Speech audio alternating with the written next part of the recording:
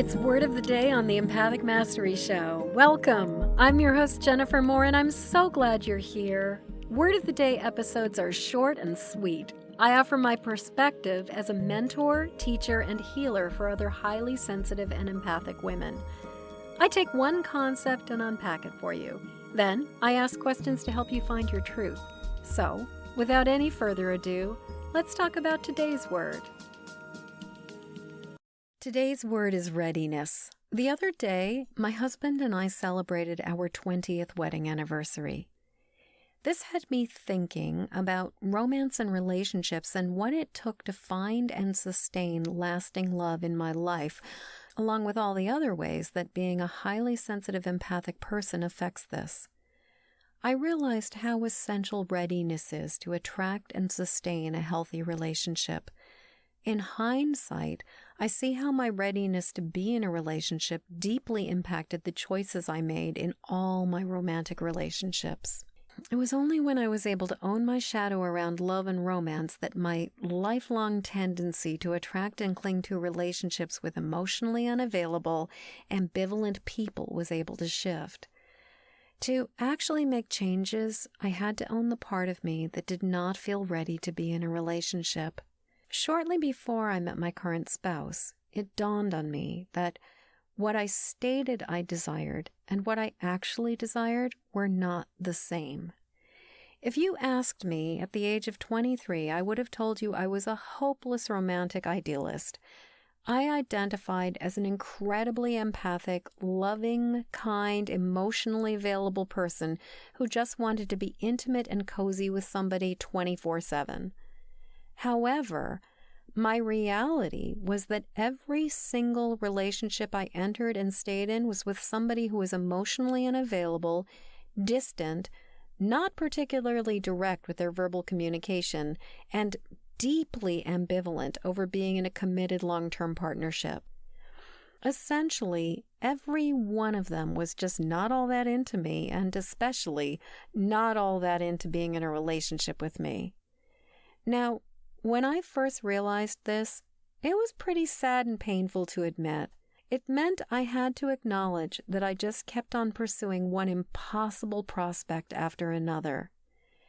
When I reviewed the common denominator among all my love interests, it was that none of them really wanted to be in a relationship with me. I told myself the story that I was ready, that I was emotionally available, and that I just had horrible luck finding and keeping the right person for me. I comforted myself with the explanation that since my father was emotionally unavailable and non-communicative, like nearly every father from my generation, I'd imprinted on these kinds of people. But all of this meant I placed all the culpability and flaws on the other reluctant participant. I kept assuring myself that I just needed to be patient, they'd come around, or I'd focus on the things that were working and justified that their words and actions didn't matter as much as the affection I sensed during moments of intimacy. I closed my eyes, put my fingers in my ears, and ignored the fact that they told me they weren't interested, that they weren't ready, and they weren't looking for a marriage. Instead, I clung to the fantasy that as long as I loved them enough and selflessly offered my empathy and generosity, it would all magically change. As an empath, I could sense the part of them that was choosing to keep one foot in the door. As an empath, I could connect with the part of them that was connecting with me. As an empath, I was also picking up their ambivalence and resistance.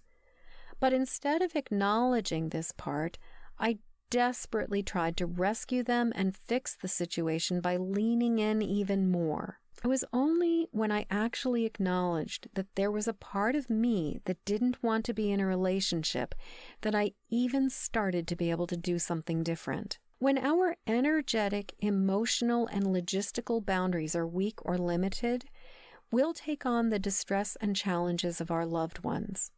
When we're still in an unconscious empath state, we'll often rush in to rescue and double down on our desire. It can feel nearly inconceivable to admit any part of us would want distance from our love interest's emotional turmoil. Instead of owning any of my resistance, hesitation, or need for space, I projected my ambivalence.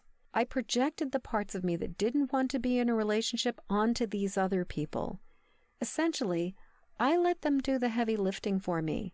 I got to look like the kind, loving, hopeless romantic who just had bad luck in love. They got to be the ones who set all the boundaries, set all the limits, and said, no, this is not what I want. But here's the thing. If I had actually been ready for a relationship, the truth is, I would have had absolutely no tolerance for someone who was ambivalent. I would have had no willingness to put up with a romantic partner who told me I'm only looking for something casual. Commitment is not for me. I'm not looking for marriage. Sex is fun, but I don't want to take this further. I'm not ready to settle down. If I was really ready for a serious relationship, I'd have said, you're nice. I like you. It's been a great roll in the hay.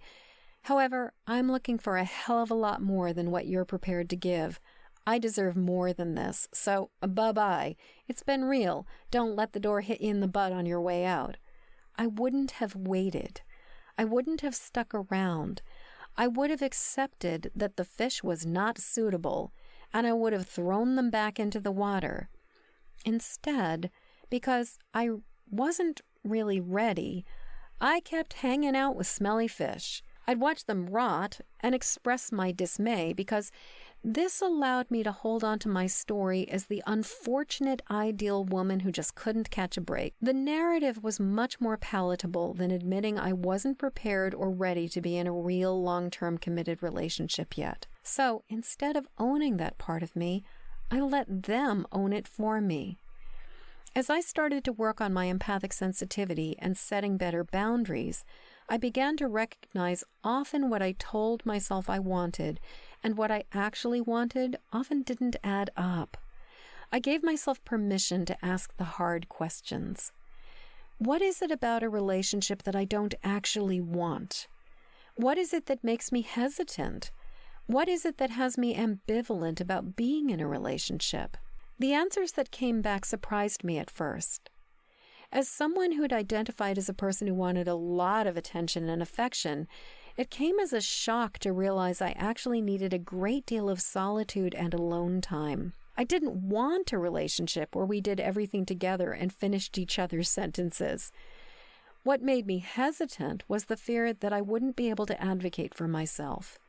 I feared that I'd lose myself, especially my work and time as a creative person, to the demands of the partnership.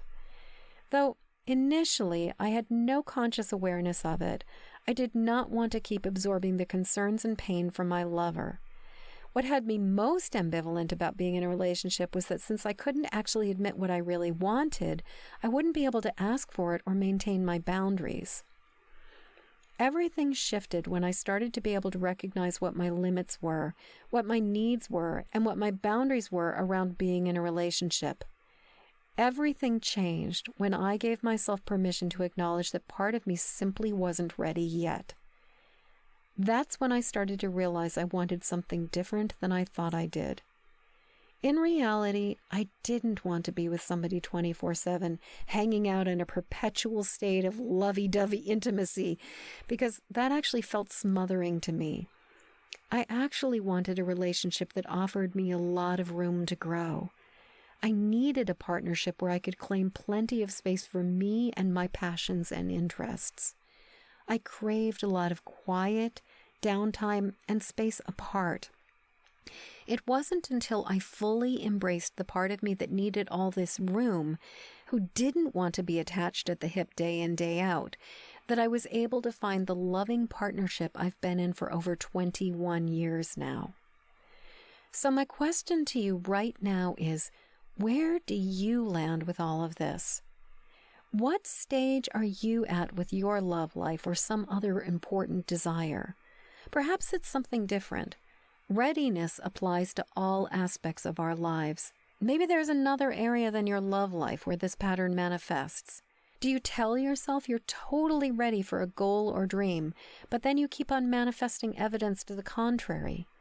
Do you keep concluding that it just isn't working, but the same pattern or behavior keeps repeating over and over again?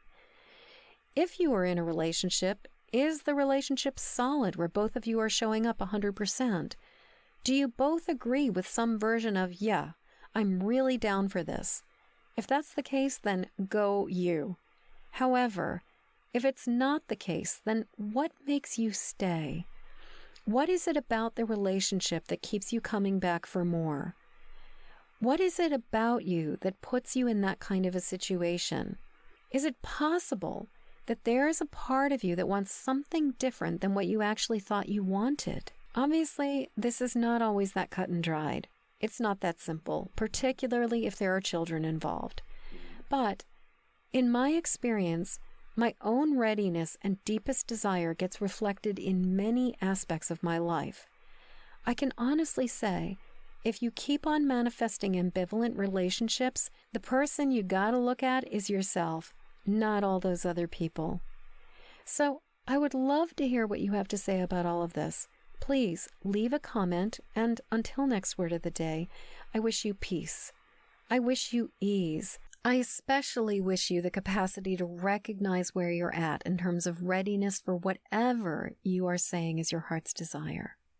And until next time, I send you love.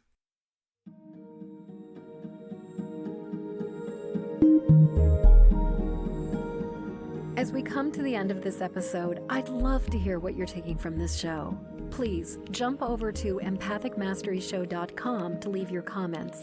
In the show notes, you'll find a link to grab your copy of my Empathic Safety Guide, 3 Basics for Finding Calm in the Eye of the Storm.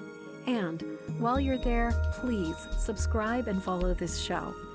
And thank you for your help sharing this show with the people who need it. Please help me to spread the word and send this podcast to friends or family members who need support living as highly sensitive empathic people. Then join me again when the next Empathic Mastery show airs. Okay, one last time. Hop over to empathicmasteryshow.com for your Empathic Safety Guide. And until next show, shine on. We need you and your gifts here on this planet. So please don't judge your empathic rainbow by colorblind standards.